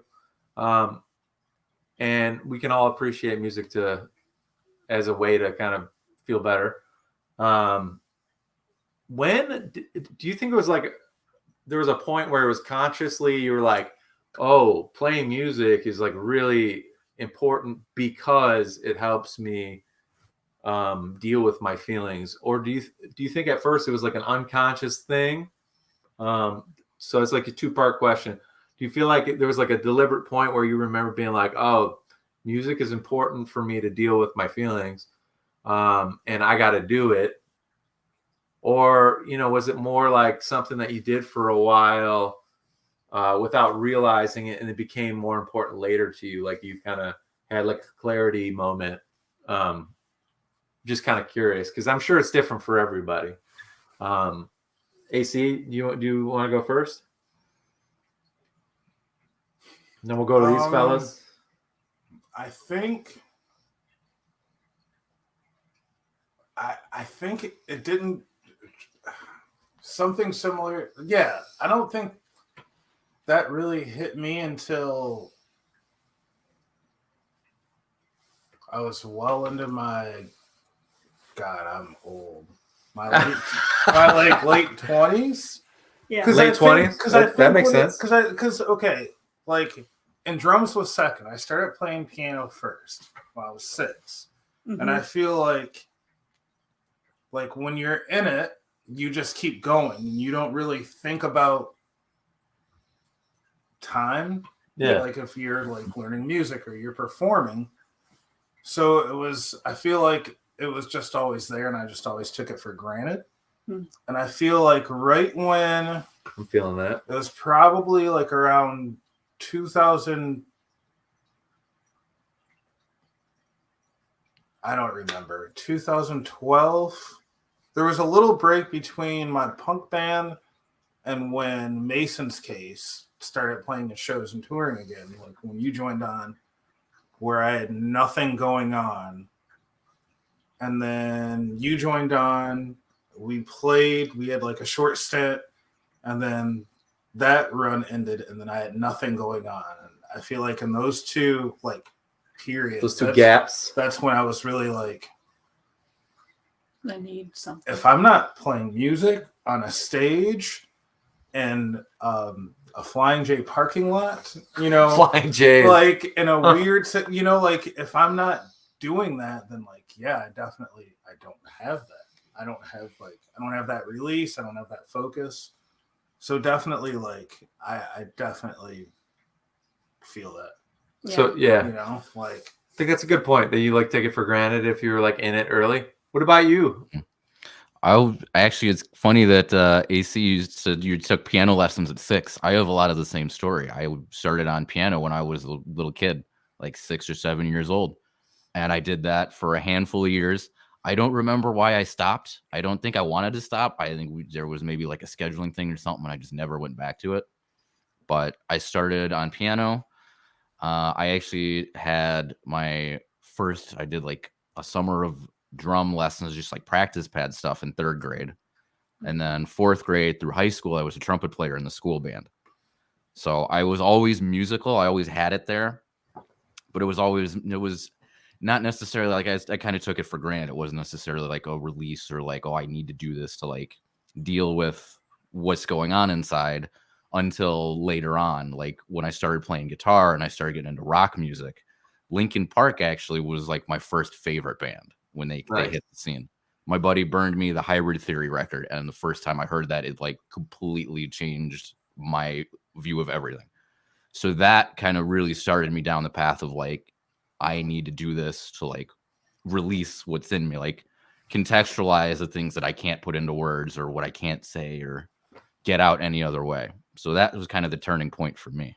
That's awesome. Nice. I actually listened to Linkin Park yesterday.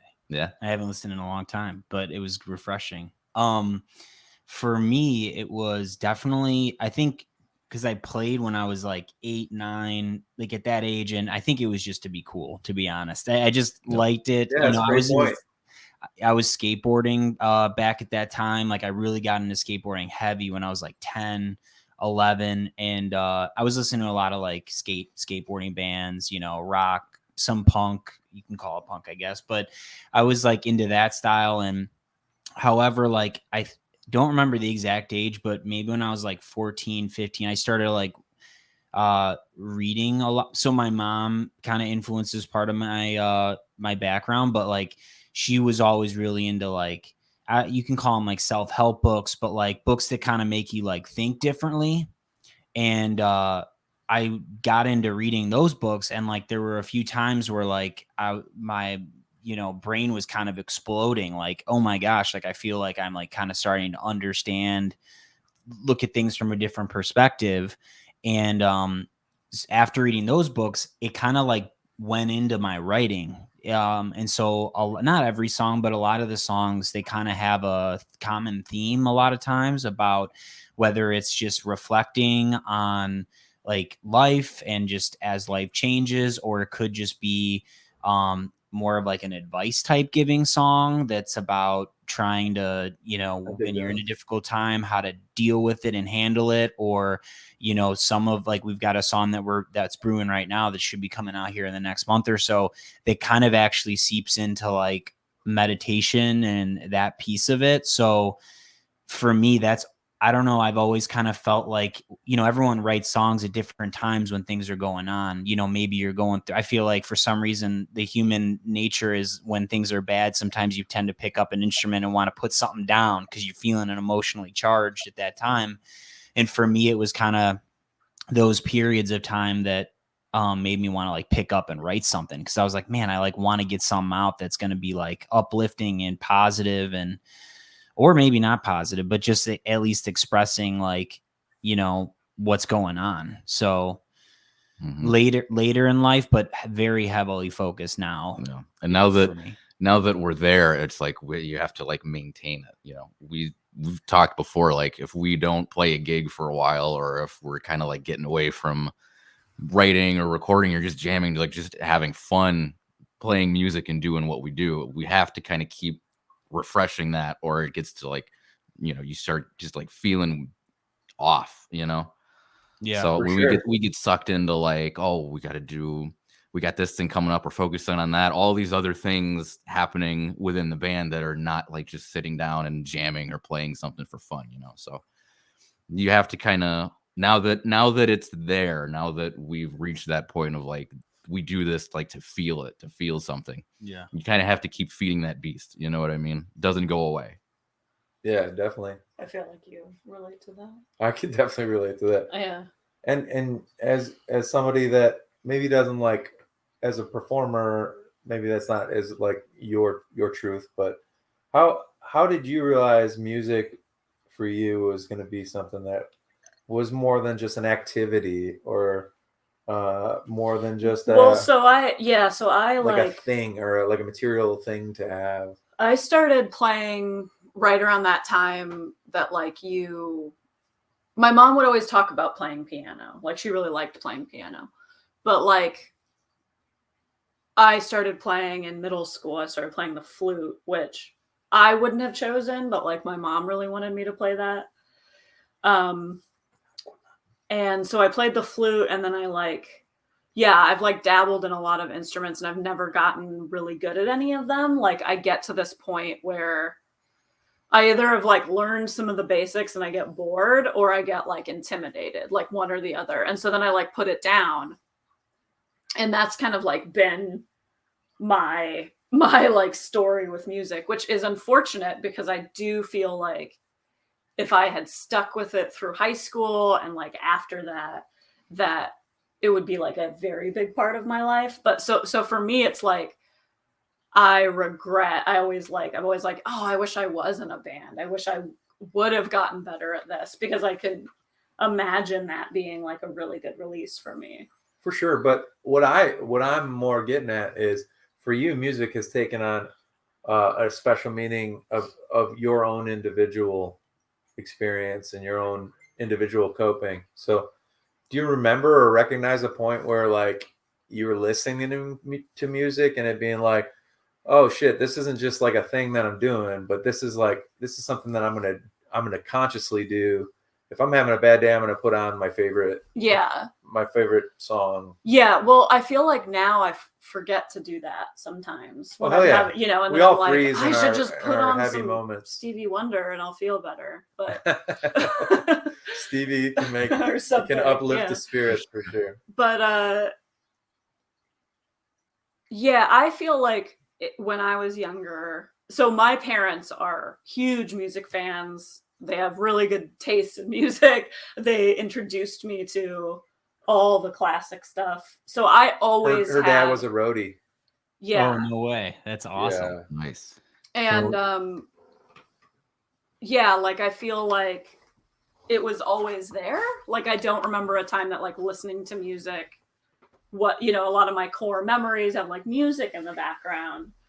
So for me, like in my adolescence, like it became really important for me to honestly just like listen to music and cry. Yeah. And like Yeah. just get those I emotions had Bon out Jovi with moments where I would just listen to Bon Jovi and cry. Yeah. that. Yeah. I'm being vulnerable. Yeah. Yeah. Well, admitting you listen to Bon Jovi is, Yeah, no, I I'm just did. I did kidding. listen We to all have our He's- guilty pleasures. Uncle Bon Jovi, Jovi. My Uncle banger. Joe. Jovi. Yeah, but that like I think is what you're getting at is like, yeah, listening to stuff in those ways. It's totally what I'm getting at. Yeah. Because like I guess I have a similar background as all of you in that piano. Mom's like, you're gonna play piano. You're 6. You can go like this, you're gonna play piano, goddammit. And we have a piano. So I loved it actually too. Piano recitals and all that shit. But my teacher was an old lady that retired, and then I got this new teacher that would come to our house. And she was mean, and she had clicky nails, and she ruined it. Mhm. But also it was a combo effect because then I got into guitar and like Nirvana, and I want to play distortion and stuff like that. Piano's not like holding my attention as a cool instrument. So right around 12, I started like angling for guitar lessons with my parents. My mom fired my piano teacher because she caught her like just like being like, I'm gonna fire you because I like made a mistake, or You're not practicing. You're not practicing. You're not shaming you. She was shaming you, and your mom was not okay with it, Wow. which is great. So I wish I stuck with the piano. I could still fake it. I could do block chords. I could write a song on piano if I'm like sitting in front of it. Played saxophone in 6th grade. Wish I stuck with Nice. that. I wish I did That'd be saxophone. so awesome to just rip out a sax and just blow a solo during a locomotive show or something like Get that. real Kenny G with I it. don't know about Kenny G, but What? Kenny G was amazing. Kenny G is a prolific, technically very, very good saxophone player. Not my taste, though. Look, you put Kenny G and Michael Bolton in the same room. Gold records, champagne. Yeah. We're talking shampoo, conditioner deals. Right. Yeah, I guess you could get Totally. shampoo, conditioner deals. Sorry, my bad. Yeah. No, but 100% what I'm trying, and is a long roundabout, ridiculous way, is it always was an activity. And then right around 13, when I started playing guitar, it was about being cool, like Davin said. It was like, oh, yeah, that's cool. And I want to wear a flannel and rip jeans because Kurt Cobain is like my personal god right now, And then you kind of transition through to a point in your life where you've gone through some shit and you start to be like, oh, wow, like music is super, super duper magical and important. And I didn't realize that before. And it becomes this thing with such a huge, enormous gravity, especially the things that like resonate with you, the things that make you like stop in your tracks and you listen to them, or like you almost like wrap them around you because like it's like a comfort thing. Even if it's a super depressing record that you really love to turn on when you feel depressed, it's different for everybody. I think that's cool just to kind of explore that, like, and think about when it became important to you, because then it reminds you not to take it for granted, and it reminds you to utilize it more deliberately if you're having a rough day too. So thank you all for kind of chiming in on that question. I would like to listen and watch your video if you guys want to do that here in a little bit, but I have one more question before we do that. Sure. Jax and Adams, how did you come up with that name? Yeah. So story goes, could not come up with a name, as I feel like it's like the hardest thing. It's harder than writing your first song. It's harder than any of that. So we had like a list of 50 some names that we were trying to pick through for like 6 months. We were trying to pick a name. Yeah. So I'm driving into work, and I'm driving downtown, and I'm like, my gosh, like, why is it so freaking hard to find a band name. So I just started looking at the street signs, and I came across Jackson and Adams right by Union Station, if you know where that's at. Yeah. Because I work in that building, and ended up just taking the two names. And I didn't want to do Jackson Adams. It just was like too political, and Too straightforward. And honestly, I think the URL was taken already for the website. So I just scratched that, and I was like, you know what? Why don't we just make this like a play on words, and we'll call it Jackson Adams. So that's kind of the backstory, and it ties back to, you know, the Chicagoland area roots. Hometown reference. Yep. That's cool. It's like subtle though, like that most people wouldn't think that you were referring to an intersection that's important to you in the city of Chicago. So that's dope. Would one of you identify as Jax and one of you identify as Adams? We get that all the time. You would not man. believe. We got to have T-shirts made. Who's Jack? Who's Adam? Who's Jack? Who's Adams? Yeah, like that's not something you guys consciously thought about, but like definitely something that comes up a lot. Yeah, it comes up a lot. They're like, who's Jax? But then they don't realize that like Adams is spelled ATOMS, and that's where I think they're like, oh, now I got it. And the other funny part is Jackson and Adams don't even intersect, to my knowledge. They're just perpendicular to each other. But so, you know, we need to tie that into the name somehow. Into it's like an impossible intersection if they're parallel streets. Yeah, dude. We've spent years on our journey together, next to each other. I don't know. It's a work in progress. We'll get there. No, that's cool. Naming a band is super hard. Did you have experiences like that where you couldn't for the life of you narrow down a band name? Or have you always just been very decisive in naming bands? Decisive, I guess, probably. Yeah? You're like, this is this. Actually, no, the other one. Actually, when it comes to naming band names, I am horrible with ideas, but if something I think is bad, I'll be like, nope, keep trying. Yeah. Like, I'll try and throw out ideas, but I'm so I have a question, since we were kind of on this subject. Sure. Is why is mental health awareness important to you guys? Well, I think, you know, I think a lot of it kind of ties back to kind of the roots of, I mean, when I was growing up, like reading a lot of these like different types of books that are out there just to try to gain another perspective. I think definitely, you know, recent events, just from the pandemic and going through that has definitely brought that back up to the surface, and kind of realizing like the effect it's had. I mean, I've been extremely fortunate, you know, everyone's been safe and healthy, but still, like, you know, mental health, and, you know, I transitioned from working in an office and, you know, seeing people every day to like working from home, and kind of felt like, and still sometimes does feel like Groundhog's Day a little bit. You know, you wake up, you go, and you're still at the house, and then you're done with work, and then you're back in the house again. And it's just like, you know, Dan made a really good point the other day, because you know, like you guys said, like lean on your friends, lean on each other. And I was like, man, I'm like, I just cannot. I need a break from, you know, I need something new. Like, and he was giving me ideas on like how to kind of get away from the monotony of like looking at a computer screen. You know, he's like, dude, come up with like another hobby that's like completely separate.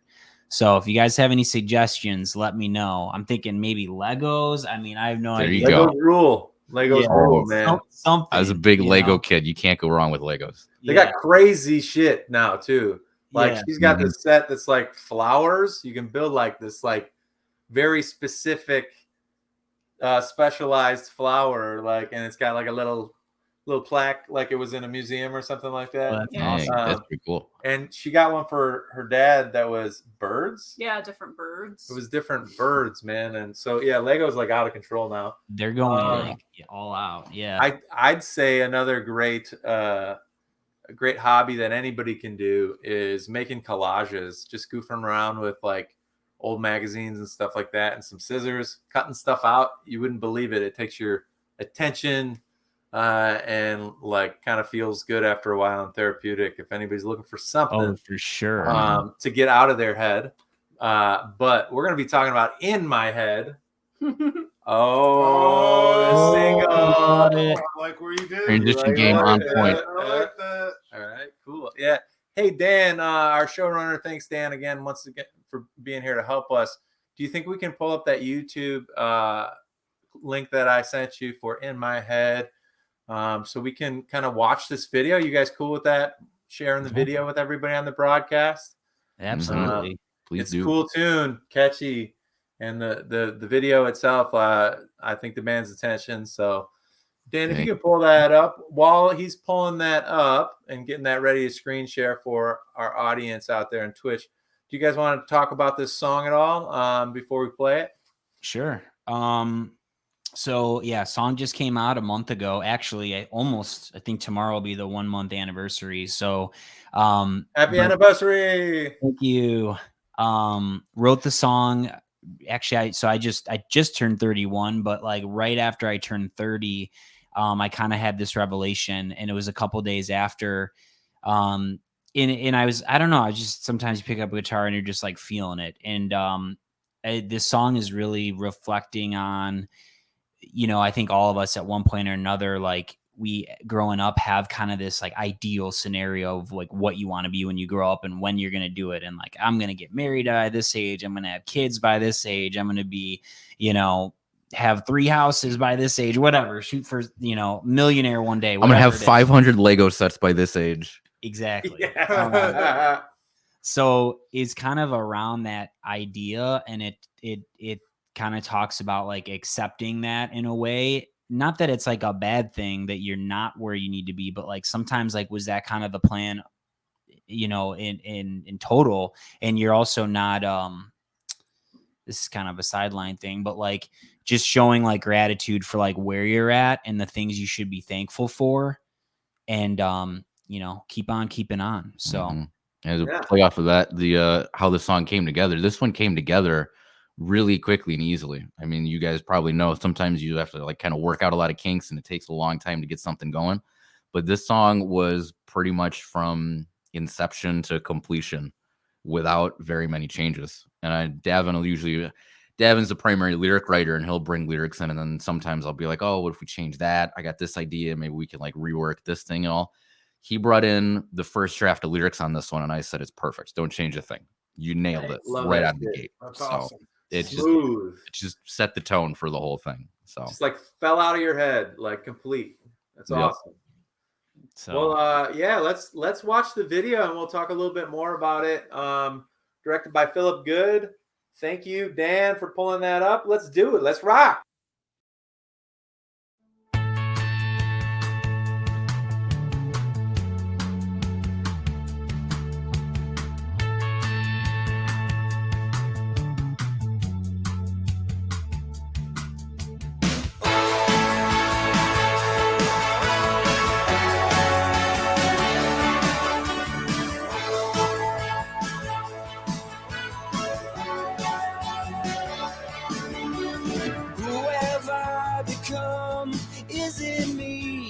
Someone that's run away from who I was, just a stranger to my calls.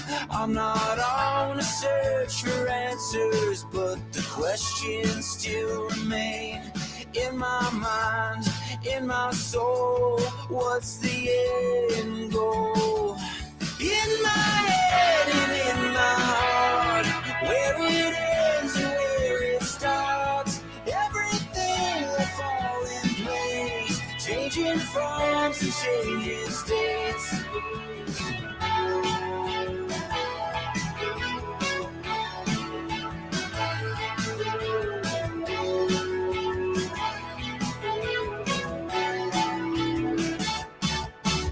I had that house and a wife, perhaps 2 children by this time. Was I wrong? Was I right? Time keeps passing right on by. Is destiny a real thing? The wind is calling, but not my name.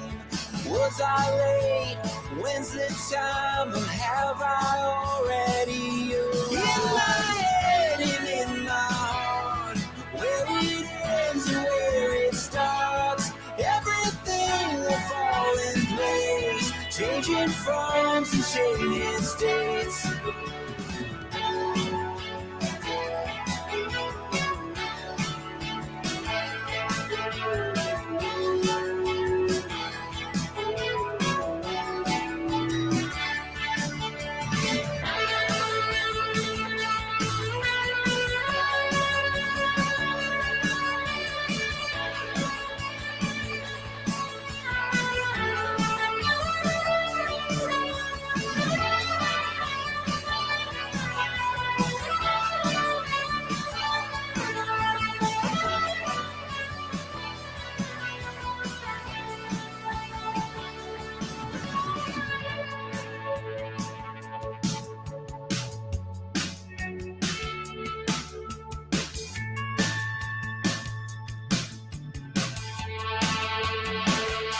In my head and in my heart, where it ends and where it starts, everything will fall in place, changing forms and changing states. In my head and in my heart, where it ends and where it starts, everything will fall in place, changing forms and changing states.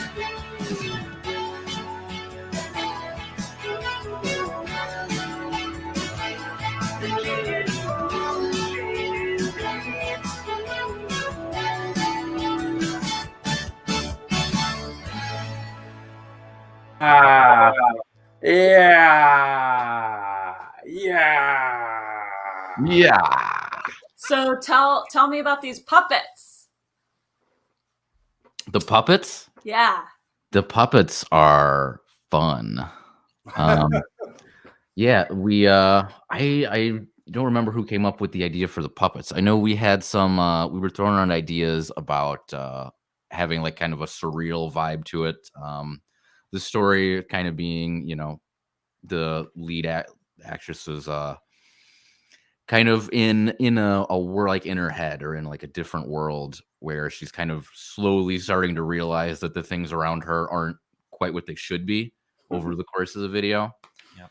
And so we kind of landed on the puppets as a way to express that, as she's reacting to these puppets and interacting with them in her daily life on her quest for her breakfast. Yeah, it just kind of was just kind of to add to that kind of surreal element to it. Yeah. I love that you called it the quest for Quest for breakfast. breakfast. Yeah. Yeah. The most important part of the day. Well, it's cool how you can take a music video treatment and you put it together and then you put it out and people can kind of interpret it a bunch of different ways. Because, I'd say those puppets almost pop up at different points in her day, almost like their feelings or something. And then like this person comes and like makes the day a little brighter by bringing a jug of milk and they get to enjoy some delicious cereal together. And then she's like kind of being vulnerable and shows her feelings like Yeah.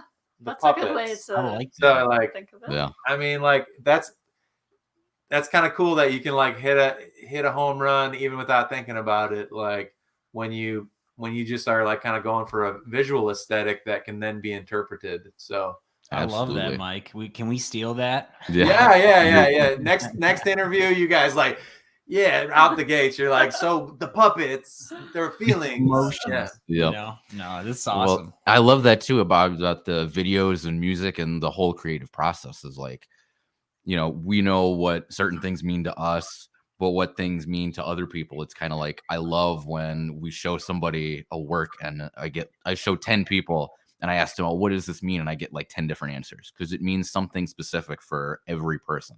And I love the when you're able to connect with it on like you form that much stronger of a connection when you can apply it to yourself and like give it your own meaning to what it is in your life, as opposed to being told like this is what it is. Like that's very kind of straightforward and academic, I guess. I love when I get people telling me this is what it means. This is what it means. It means that it means whatever it means to you. That's my favorite part about it. Yeah. And that is an excellent point to end on today, man. Excellent. Dan, Devin, it's been awesome having you on. It's been awesome to get to know you and hear about your life.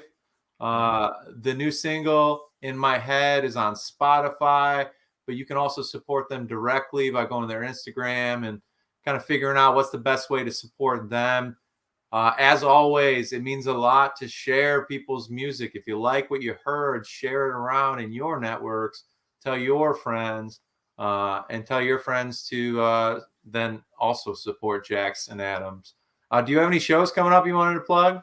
We do. Before we get to the shows, real quick, Mike, you were talking about collages and earlier, so I just had to show this to you guys. So like, damn, sweetest mother in the world. So this is like my dad's old guitar from like way back in the day. Holy shit, dude! I think it was my 18th birthday. They worked together and like she collaged like the whole guitar, so I had to get it lacquered. Oh my god, dude! The whole time, like the Beatles are on here. It's super like, it's intense. There's a lot on here. Anyways, yeah. I just thought you'd get a bravo to moms. I know. Shout out. Yeah, thanks for sharing that. That's really super special. You made me think of it, and I was like, you know what? I need to like show the guitar. Yeah, that's awesome. So yeah, tell us what the next show is. Tell is Twitch community. March 19th. March 19th at the Arlington Ale House, and then we should have some more stuff coming soon. So probably in the next, I would imagine next month, we'll start releasing more show dates after that.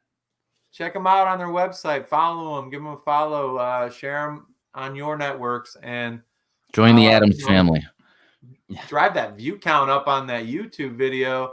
Yeah. And, keep doing what you're doing, y'all. Really It's a pleasure to have you. Thank you for having us. So another Tomorrow Show in the books. And as we leave you today, I just want to say some thank yous to the people that helped make the show happen. Aaron Dunbar, Aaron Coleman. I'm Mike V. Let's thank Dan Lampton running the show today. Thanks, Dan. Yeah, Dan. Carl Evans, as always, for starting the Hope for Us Network. Scott, Ben, Christina, Marlo, Kate Smith. Let's see. Who else? What? Did I say Christina? I said Christina. Also, the young gentleman, Derek Christian, on that Bulls video earlier, Adam D. Hill, and the Chicago Bulls Stampede. Thank you. If you want to see this footage and you're tuning in right now, it's at the beginning, so you can watch the rebroadcast. You can go to the Hope for Us Network, Instagram. The YouTube channel has all of our old episodes archived. There are some of the most recent ones on the Twitch channel here proper. Who else? Oh, Morley, thanks for the stickers. Yep. And I think that's about it. Once again, give it up for Jackson Adams. Yeah, thanks, guys. And thanks for being with us. I hope everybody has a great rest of their Sunday. And, we'll see you in 2 weeks. Yeah. Yeah. The Tomorrow Show. The Tomorrow Show. Thanks, y'all. The Tomorrow Show. Hell yeah. Bye, y'all.